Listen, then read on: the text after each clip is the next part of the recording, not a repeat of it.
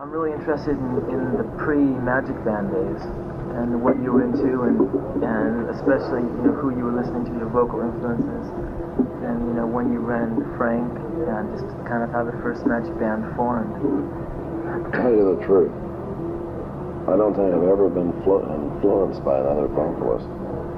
Not out of selfishness, just out of the fact that like I don't like to copy.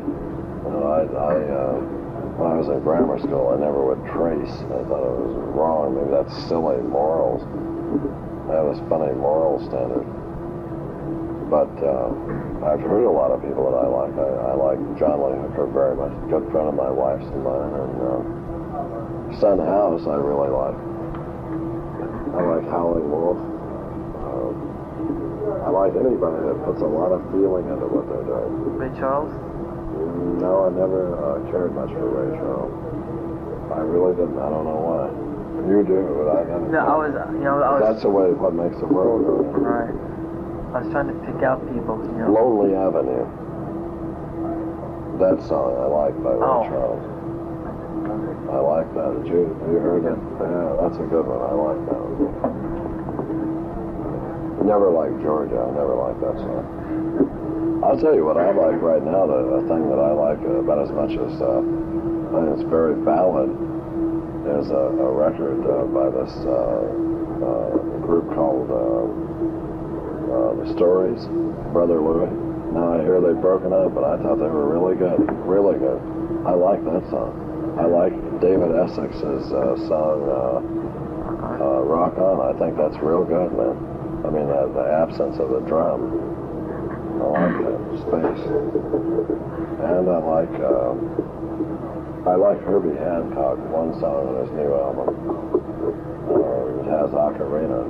Do you remember that thing I did? That I want to find me a woman to hold my big toe. Yeah. I want to play a blue swirl plastic ocarina about 5 miles long. You remember that thing? Yeah. Playing with those sweet potatoes all night long. Sweet potato. So my last sweet potato. I like that song a lot. I first met Frank. I was living in Mojave, and I went down to Mojave, the town. It's a little blink in the eye on the way through the desert. Not nearly as nice as the desert, but a town called Mojave. And I saw him walking to school one day, and I gave him a ride because he looked like he needed a ride.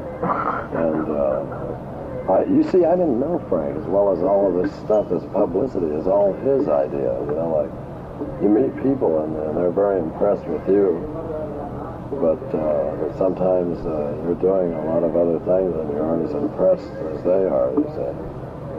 And although I think he's definitely done a lot, I sang with Willie Kim. I enjoyed doing that. I appreciate him being the only one that would allow me to get out the record shop Mass Replica.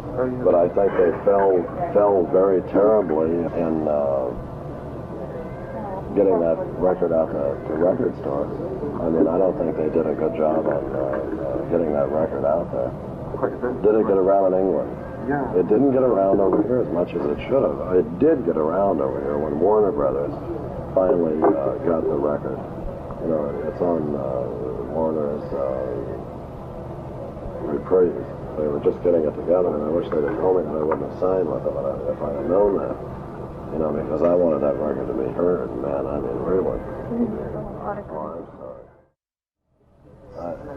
Yeah, you see, I never went to school, and I haven't been trained in speech or anything like that, or I wanted to be a different fish, so I jumped out of school. From listening to animals, you want me to tell you the truth? The real truth? I spent most of my time from 5 to 13 at the Griffith Park Zoo, and every other place I could find animals. I had a very good gorilla friend there. Very good. I used to go in and see him all the time. I mean, we used to talk. And I was in love with a female baboon. That's the truth. I mean, it really was. Factual. Yeah, it really was. I mean, gorgeous lady. I mean that. Had the rainbows in front of her eyes, a mandrel. Female mandrel. Very high style, I think. How and when did the first magic band come together? The first one was up in Lancaster. I was really nice, man. Sounds like a whale. It does sound like a whale. Or a porpoise or something. Yeah. You like it? I love it, yeah. I'd like to get out of harmonica and play that. But,